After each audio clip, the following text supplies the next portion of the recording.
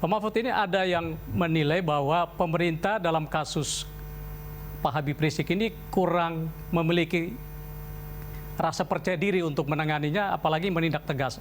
Apa memang seperti itu? Pemerintah agak takut menghadapi Rizik Syihab?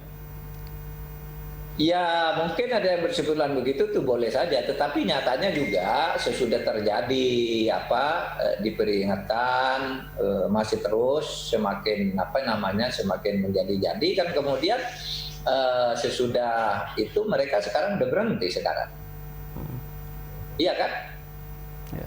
Artinya sudah ada tindakan tegas bahwa pejabat yang tidak bisa menangani itu ya dirotasi dulu lah. Dirotasi. Dan nyatanya sesudah itu sampai hari ini kan tidak ada lagi kumpul-kumpul di Petamburan. Malah juga banyak beberapa orang nggak kelihatan lagi. Ngomong tinggal beberapa orang gitu yang ngomong mungkin belum tentu omongannya belum tentu dari Habib Rizik gitu. Tafsirannya sendiri. Misalnya orang yang mau mengaku kuasa hukum misalnya kan bilang Habib Rizik bersih sehat gitu. Lalu besoknya Habib Rizik sudah diperiksa tapi umumnya hasilnya tidak setuju untuk diumumkan. Kemarin bilang sehat bersih, kok sekarang bilang tidak diumumkan. Nah itu dugaan saya, mereka ini tidak ketemu dengan Habib Rizik ini, kuasa hukum ini hanya tafsir sendiri aja gitu. Jadi kali ini pemerintah, polisi dalam hal ini akan berani meneruskan proses hukum walaupun ada tekanan dari simpatisan Rizik Syihab. Iya terukur kan sudah. Kenapa Anda tanyakan? Itu kan sudah jalan, sudah dipanggil, sudah dari penyelidikan naik ke penyidikan, itu kan berarti proses hukum jalan. Nah, tetapi bahwa panggilan kemudian tidak datang itu dilihat dulu dong, dilihat. Mungkin memang betul-betul tidak bisa secara hukum tidak bisa datang, kan bisa saja. Kalau orang memang secara hukum tidak bisa datang karena sakit. Atau misalnya ada alasan lain lah yang oleh hukum bisa diterima, kan kita tidak bisa juga memaksa. Ada tahap-tahap tertentu di dalam hukum itu. Karena begini, kalau kita sekarang sewenang-wenang, besok orang lain yang menggantikan kita akan sewenang-wenang juga gitu. Oleh sebab itu mulai dari sekarang itu harus tertib lah gitu. Itu ada penilaian dari FPI sendiri bahwa pemanggilan terhadap Pak Rizik Syihab itu adalah bagian dari kriminalisasi ulama, khususnya Rizik Syihab.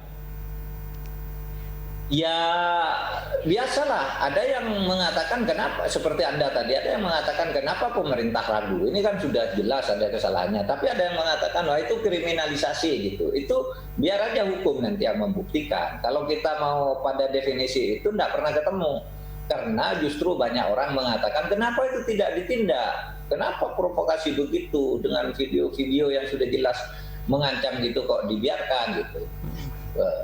Kok didiamkan, apakah pemerintah takut? Tapi ada yang lain ketika akan bertindak gitu, wah itu kriminalisasi gitu. Nah, biarkan hukum berjalan agar tidak terjadi perdebatan yang seperti itu. Seperti apa itu kan hukum tuh, kalau di dalam hukum pidana tuh ada unsur perbuatan kan.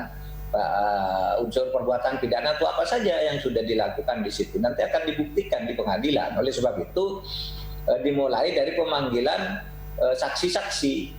Nah, kesalahan masyarakat itu sering kali terjadi menganggap kalau orang dipanggil itu seakan-akan sudah terlibat tindak pidana. Padahal cuma dimintai keterangan aja. Misalnya ketika Anies Baswedan dipanggil, Anies dikriminalisasi, tidak ada. Kan tidak ada yang menyatakan Anies melanggar hukum pidana. Dia dimintai keterangan, kamu tahu enggak bahwa ada itu? Kan ditanya gitu. Apa kamu betul memberi surat peringatan? Bagaimana dengan anak buahmu? Bagaimana kamu mendengar soal itu? Paling ditanya-tanya gitu aja. Orang kalau dipanggil polisi, saya dulu sering datang sendiri ke polisi minta memberi keterangan gitu. Ketika ada orang menyebut itu Pak Mahfud tuh harus diperiksa, saya datang. Itu ada orang mau tanya klarifikasi saya datang kantor polisi. Waktu itu Kapolrinya masih Pak Sutarman sendiri yang datang, saya yang jemput, saya bilang saya minta diperiksa tuh, ada orang memfitnah saya macam-macam, saya minta diperiksa gitu. Nah diperiksa gitu tuh belum terlibat pidana, memberi keterangan saja. Saya pernah dipanggil KPK juga ketika terjadi korupsi, ketua KPK OTT itu, saya dipanggil. Gitu kan bukan saya terlibat, cuma ditanya, Bapak kenal dengan hakim ini enggak? Bagaimana cara membagi perkara? Bagaimana cara menyimpan putusan kok ada orang bisa tahu sebelum putusan diketok gitu. Nanti tanya-tanya langsung gitu-gitu tuh belum tentu terlibat pidana. Itu sebabnya orang harus tahu bedanya antara diperiksa dan dimintai keterangan. Nah, kalau diperiksa itu mungkin sudah ada indikasi, diperiksa namanya. Kalau dimintai keterangan ya sangat teknis, administratif gitu. Itu sebelum ini kan Pak Rizik Sihab sudah punya beberapa kasus. Apakah kasus-kasus lama ini akan dihidupkan lagi atau di PTS-kan? Itu sangat teknis ya, polisi ya yang ngurus begitu itu adalah kepolisian. Kalau saya mengkoordinir aja gitu. Apakah itu mau dibuka apa tidak? Tentu ada aturannya. Kalau sudah SP3 itu tidak bisa dibuka, kan begitu. Apakah ada Itu penyelesaian politik?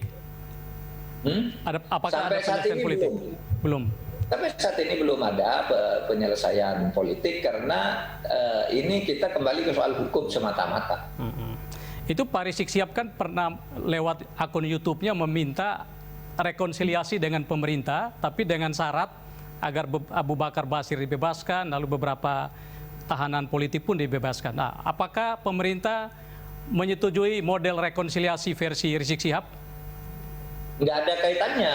Rekonsiliasi apa? Kalau rekonsiliasi itu ada konflik antara kita dengan Rizik Sihab. Lah orang yang ditahan-tahan kayak Abu Bakar Basir dan sebagainya kan tidak ada hubungannya dengan Habib Rizik. Gitu. Jadi kita tidak menanggapi masalah itu. Ya sudahlah, selesaikan aja secara hukumnya bagaimana. Kalau tidak salah kan tentu tidak apa-apa juga. Pemerintah tidak merasa perlu bertemu dengan Rizik Sihab untuk dialog, membuka ruang dialog. Kalau saya tidak ada rencana seperti itu ya. Saya diundang dalam sebuah pertemuan misalnya besok. Ya, saya bilang ini tidak jelas yang undang siapa, yang bertanggung jawab siapa dan sebagainya. Ada sebuah organisasi yang tidak punya badan hukum kan saya tidak boleh hadir yang begitu. Gitu. Tapi kan Habib Rizik sama FPI kan bagian dari elemen masyarakat, kan mereka juga perlu didengar aspirasinya, Pak Mahfud. Apakah negara juga mengakomodir ini atau lupakan saja nih? Ya pasti didengar aspirasinya. Oleh sebab itu Habib Rizik boleh pulang. Saya bilang boleh pulang. Siapa yang melarang pulang? Pulang. Itu kan aspirasi, ya kan? Bahwa kalau ada macam-macam bahwa Habib Rizik dikekal, Habib Rizik nggak boleh pulang. Saya bilang boleh, dia punya hak hukum untuk pulang.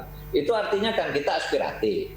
Tapi yang soal-soal hukum itu masyarakat juga punya punya aspirasi sendiri juga.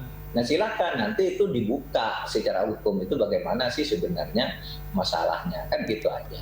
Bagaimana pemerintah menempatkan FPI ini? Apakah ormas legal atau ilegal nih, Pak Mahfud?